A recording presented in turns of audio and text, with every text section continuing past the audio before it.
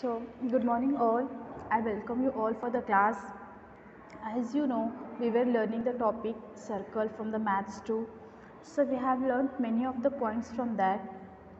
We have learned about the parts of the circle basically in that, and we also learned about the properties of the chords. In that, we learned the theorems and we solved practice at 6.1 and we solved 6.2, 6.3. We also learned how to draw the in circle and how to draw the circumcircle. So all this we have learned, so we have to revise this all once. So now let us revise this. Let's revise this from the basic. So let us see from the parts of the circle. So first, from the parts of the circle, what is circle? Circle, it is a shape consisting of all points in a plane that are at given distance from a given point. So this is a circle. We can say it is a point in a plane which are equidistant from a fixed point, and that fixed point is called as the center of the circle. So this is a circle and it is a shape. Here if we draw any points from this, if we draw the points in a plane, those are equidistant from a fixed point. So what is that fixed point called? That fixed point is called as the center of the circle. How we are going to define the center of the circle?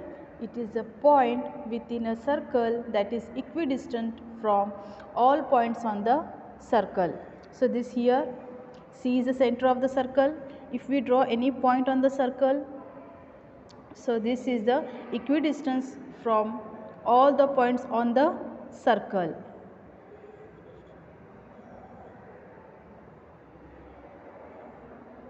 Next, about the radius. Next part of the circle is radius.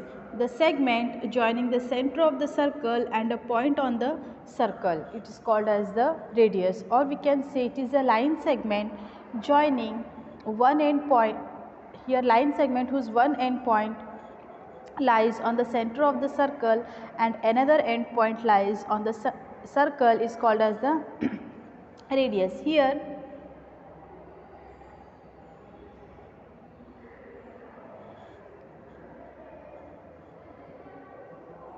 O is the center of the circle and P is the point on the circle, and this is the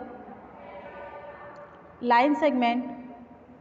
This is the line segment joining the center of the circle and the point on the circle.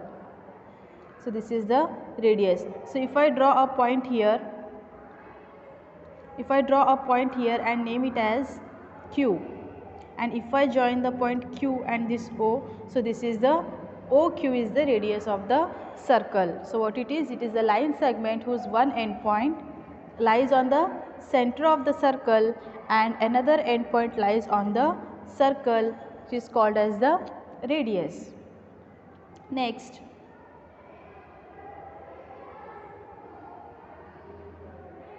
diameter.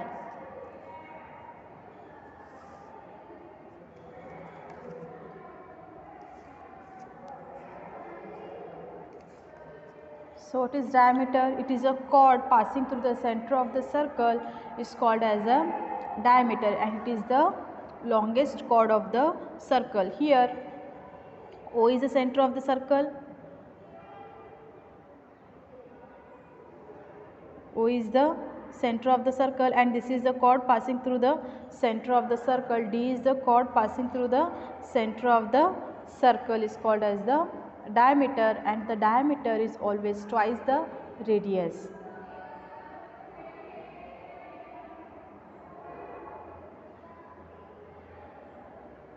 Next, chord. So what is chord? It is the line segment joining any 2 points on the circle. So we say that diameter is the chord passing through the center of the circle. So what is chord? Chord is a line segment joining any 2 points on the circle. Here C is one point, C is one point and D is one point on the circle. This is the line segment which is joining the point C and D. Okay, this is the line segment which is joining the point C and D. So here CD is the chord. CD is the chord and AB is also the chord as it is passing through the center of the circle. So it is the diameter. So the chords are equidistant from the center if and only if their length are equal. So we are going to study about the properties of the chords while solving the theorems already we have learned. So still we will revise once.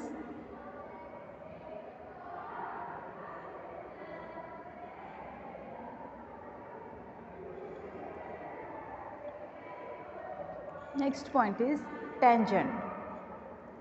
What is tangent? It is a straight line which touches the circle at only one point. It is a line. It is the line. Here L is the line which is touching the circle at point P. This is a straight line. L is the straight line and it is touching the circle at the point P. So here P is the point of tangency, the point where the tangent is touching the circle. It is given as P here, and that point is called as the point of tangency. Or we can say the tangent is a coplanar straight line touching the circle at a point. If I draw a tangent here, it is touching the circle at one point. So this is the tangent. It is a straight line which touches the circle at only one point.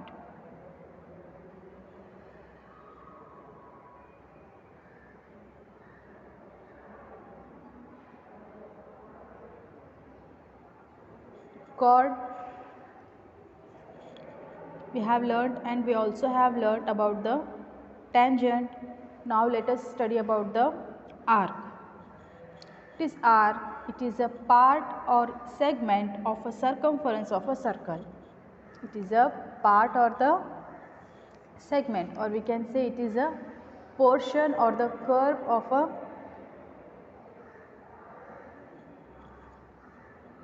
circle.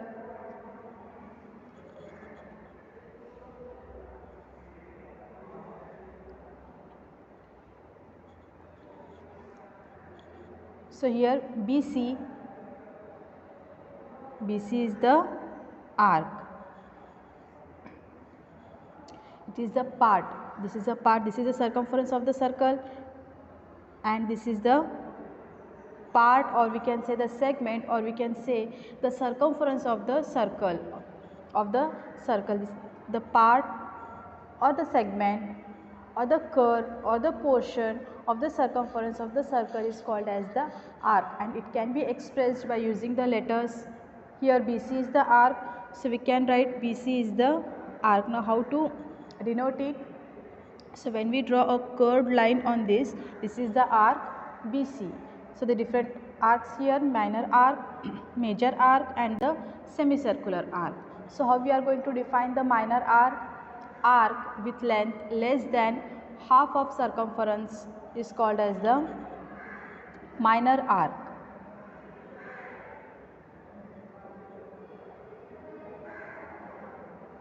Arc with length less than half of circumference is called as the minor arc, or we can say it is an arc created by a central angle less than 180 degree. Here BC is the arc. BC is the arc. Here this one BC is the minor arc. A is the center of the circle and the central angle is formed here. An arc is formed by the central angle less than 180 degree. Then it is called as the minor arc. We can denote it by two letters, it is arc, minor arc BC, minor arc BC. So now what is major arc? Arc with length more than half of circumference. Arc here BDC is the major arc. So it is an arc created by the central angle greater than 180 degree. The arc which is created by the central angle which is greater than 180 degree is called as the major arc. Here BDC. BDC is the major arc. Arc BDC is the major arc. Next is the semicircular arc.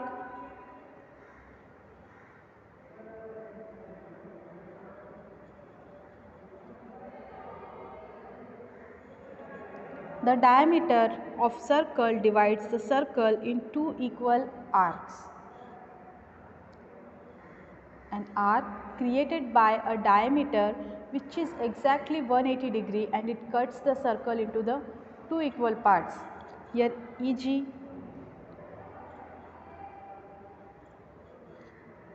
is the diameter which is cutting the circle into the two equal parts. EHG and EJG are the two arcs formed here. So these two are the semicircular arcs with a measure 180 degree.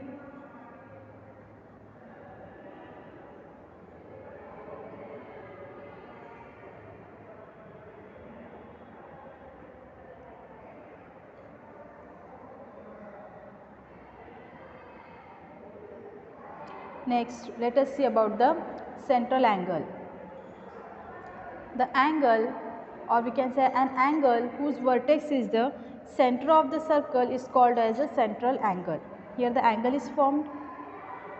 Here A is the center of the circle. Here A is the center of the circle and the angle is formed here at the center of the circle. How it is formed? By the angle BAC. Here the angle BAC. The vertex of this angle, the vertex of this angle is A and the center of the circle is also A. So an angle whose the vertex as well as the center of the circle are same here. The angle whose vertex is the center of the circle is called as the central angle and the arc it makes is of equal measure as of the central angle. Here it is making the angle arc BC. The angle is making the arc here BC. It is of equal measure.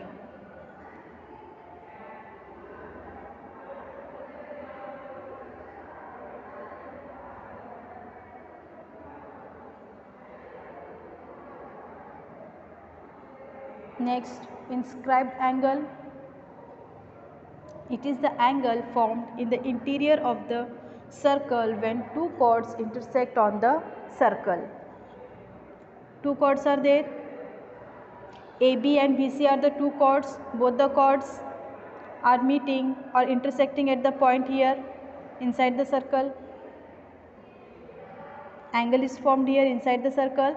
Angle is formed. So this is called as the inscribed angle. It is the angle formed by two chords in a circle which have a common endpoint. The chord AB and CB both are having the common endpoint and they are forming the angle here and the endpoints form the vertex of the inscribed angle. This is the vertex of the inscribed angle.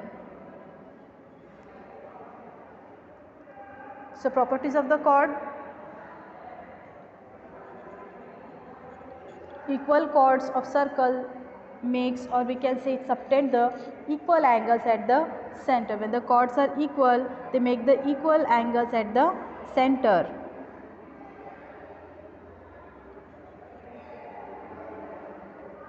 Next, the perpendicular drawn from the center of the circle to the chord bisect the chord. This we are going to study while solving the theorems. Then pair of the circle. What are congruent circles? The circles having same radii are called as the congruent circle. There are two circles. If the radius of the two circles is same, then we say that these two circles are congruent. Here if the radius of this circle is 5 centimeter and radius of this circle is also 5 centimeter, then we say that these two circles are congruent.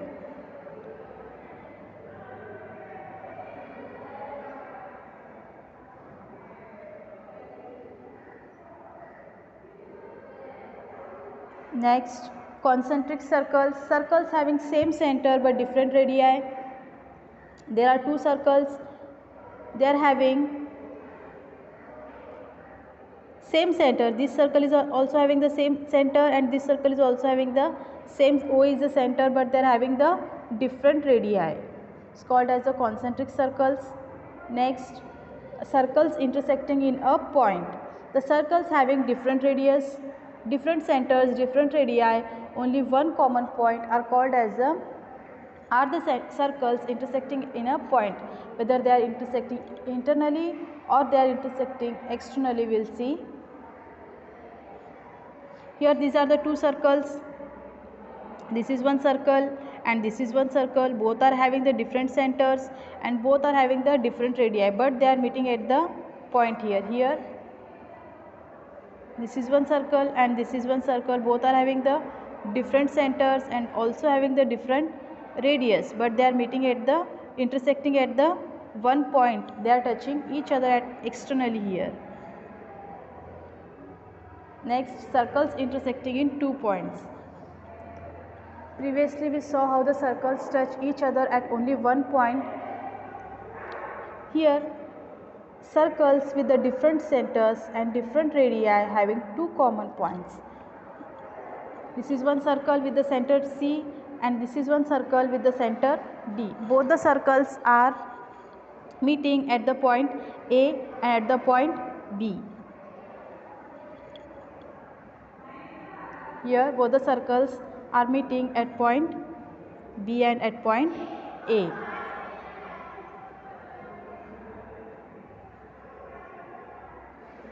So here we have learned some of the basic points, revised the basic points which are required. So now let us see the properties of the chord.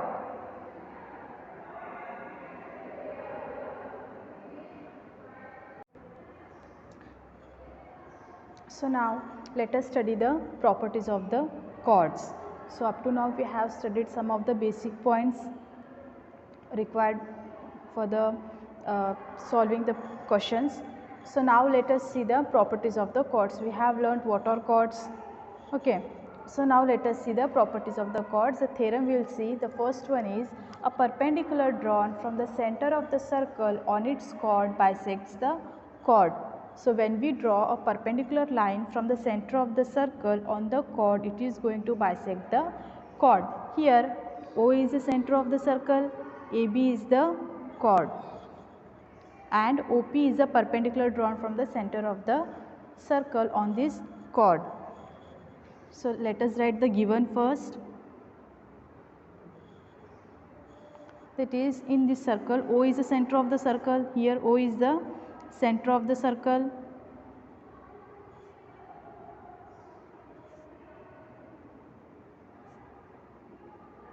and AB is the chord.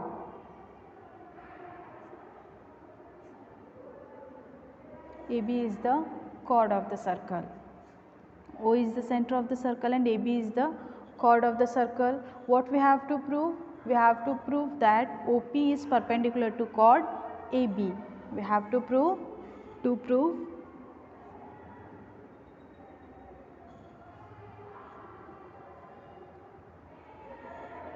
OP, segment OP is perpendicular to the chord AB. So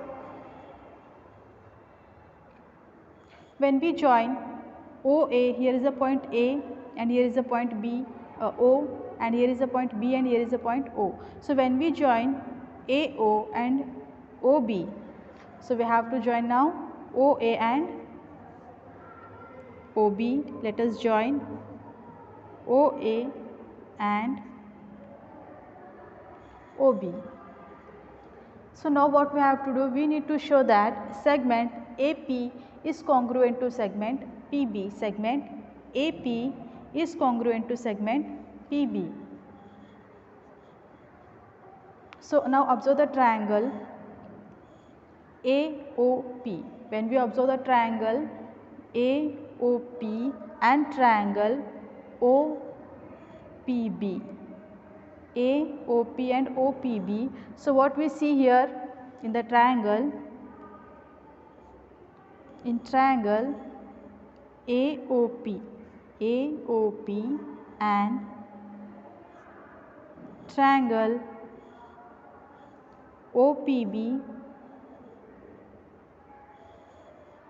So angle APO is congruent to angle BPO. Here angle APO is congruent to angle BPO. Why? Here when OP is perpendicular to the chord AB, OP is perpendicular to the chord, or we can say to the segment AB. Here it is forming the 90 degree.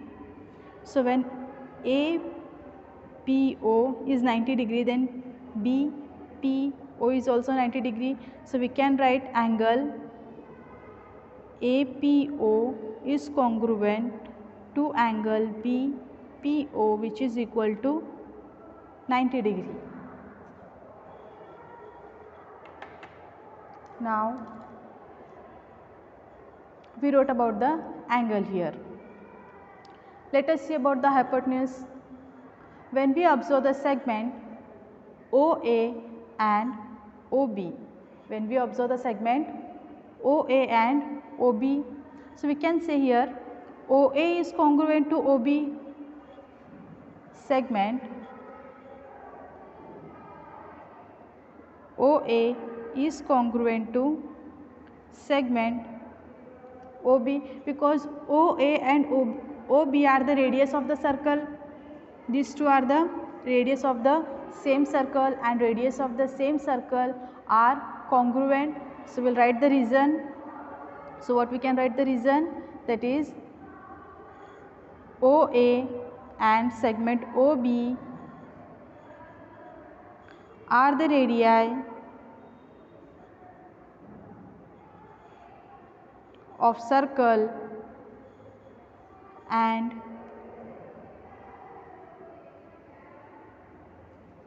the radii of the circle and the radii of the same circle are congruent. So OA is congruent to segment OB.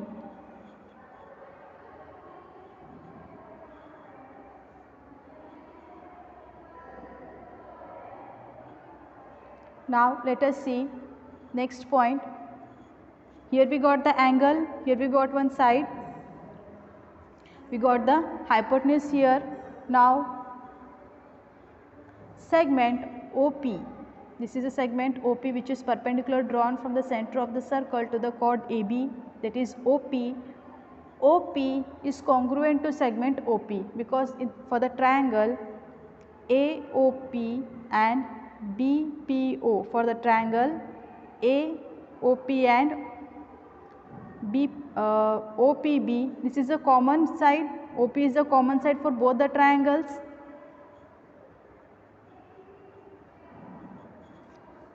So here segment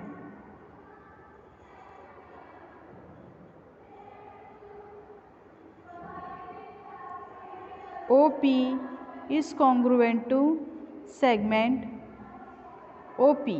So what is the reason? It is OP is common to both the triangles. Side OP is common to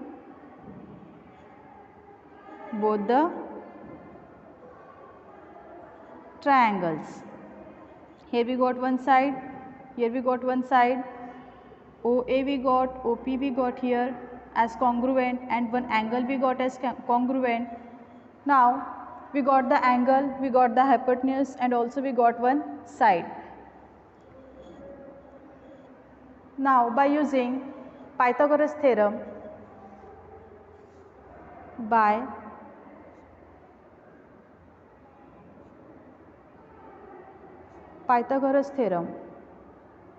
So what does Pythagoras theorem says? In a right angled triangle, the square of hypotenuse is equal to the sum of squares of the remaining two sides. this is a right angle triangle. APO, this is a right angle triangle. AOP, OA is the hypotenuse. In a right angle triangle, the square of hypotenuse is equal to the sum of the squares of the remaining two sides. The remaining two sides are OP and AP. So from the right hypotenuse side, we can say triangle. So here I will write the Pythagoras theorem. What does it say? In a right angle triangle,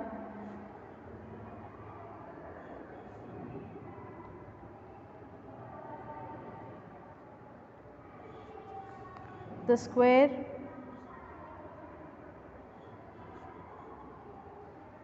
of the hypotenuse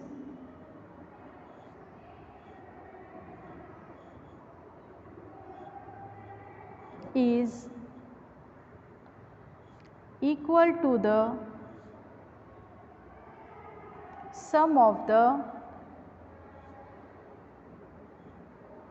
squares of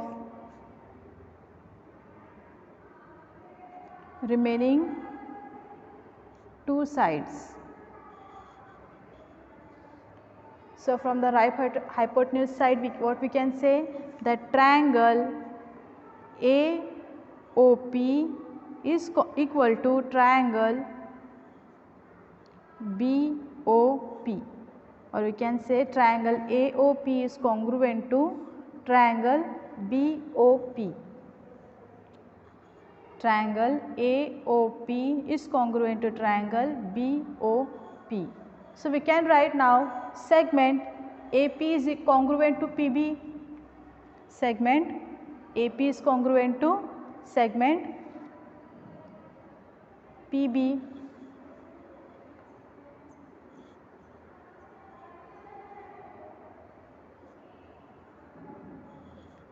PB.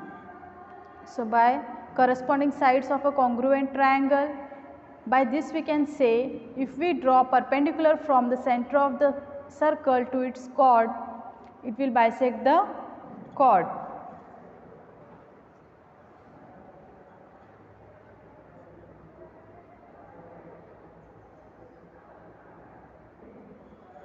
Now let us see the second theorem, that is a segment joining the center of a circle and the midpoint of its chord is perpendicular to the chord.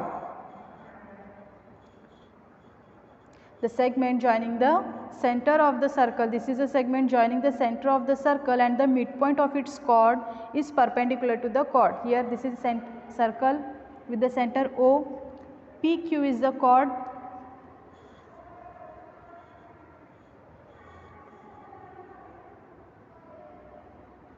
Given segment PQ is the chord of the circle with center O. So O is the center of circle.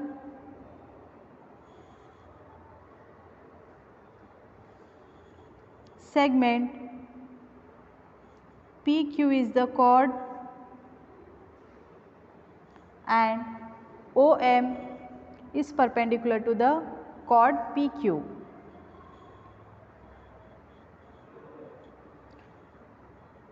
What we have to prove? We have to prove that OM is perpendicular to chord PQ.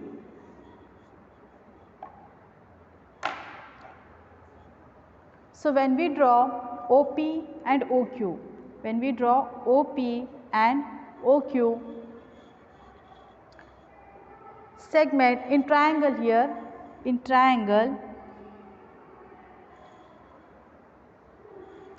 PMO and QMO, in triangle PMO and triangle QMO, segment OP is congruent to segment OQ. Segment OP and segment OQ, these are the radius of the circle. So segment OP is congruent to segment OQ. because they are the radii of the same circle.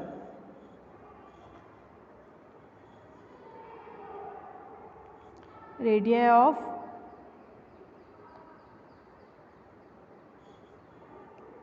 same circle, they are the radii of the same circle. Segment OP is congruent to segment OQ. Now segment OM is congruent to segment OM. Segment OM. In the triangle PMO and triangle QMO, OM is the side for both the triangles. This is the common side for both the triangles.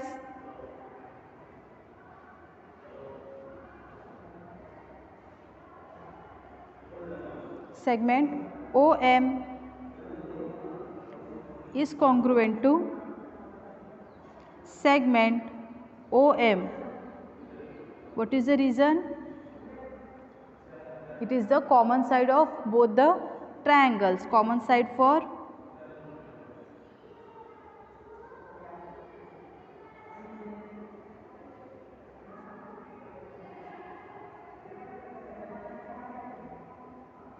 both the triangles.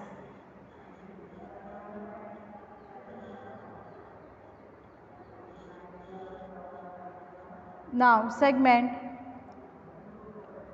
PM. Segment PM is congruent to segment QM or MQ, as it is given. Segment PM is congruent to segment QM. It is given. So now three sides are congruent here. OP is congruent to OQ, OM is congruent to OM, PM is congruent to QM. So by the SSS congruent criteria, we can say that triangle PMO is congruent to triangle QMO.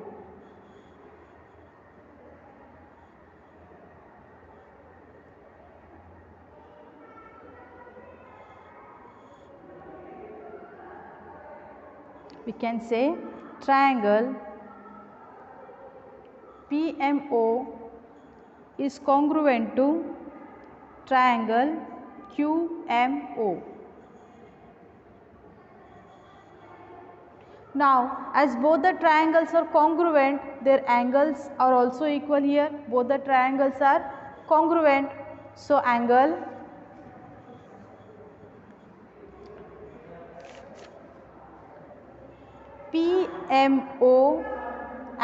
PMO is congruent to angle QMO.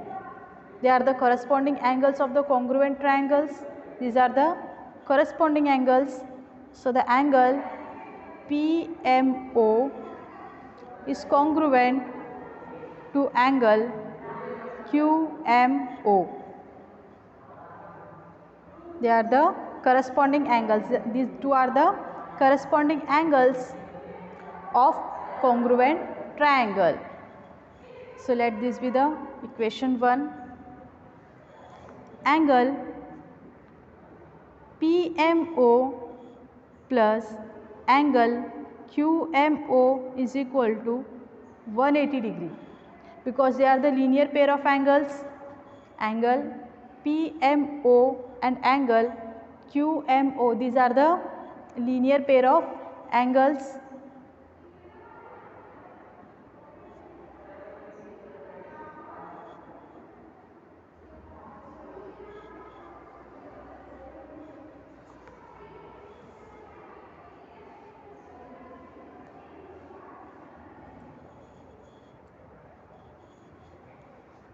If angle PMO is equal to the angle QMO, we can write angle PMO plus angle PMO is equal to 180 degree. So 2 into angle PMO is equal to 180 degree. Angle PMO is equal to 180 degree upon 2. So here we'll get 90. So angle PMO is 90 degree. If angle PMO is 90 degree, then angle QMO is also 90 degree, because angle PMO is equal to angle QMO.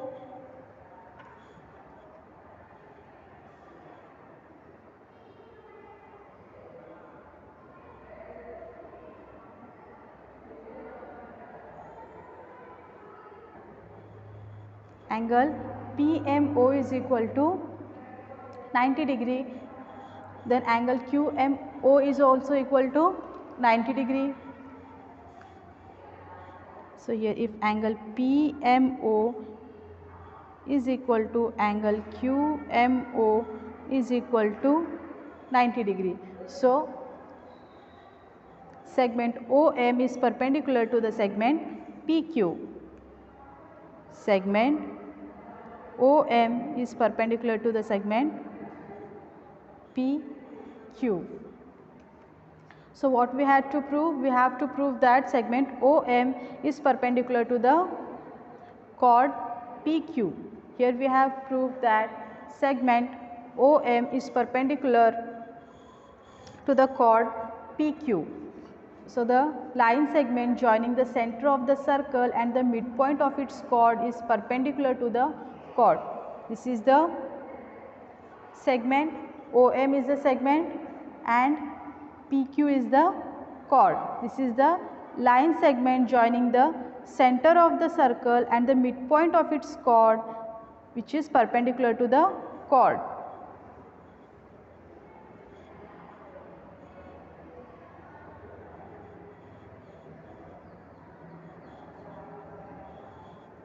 So two properties of the chords we have revised here.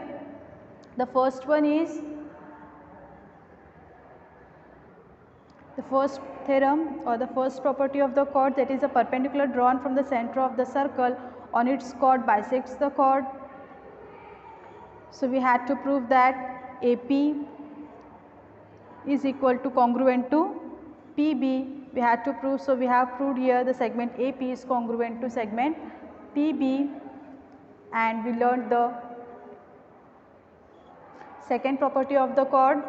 So two properties of the chord we have revised here.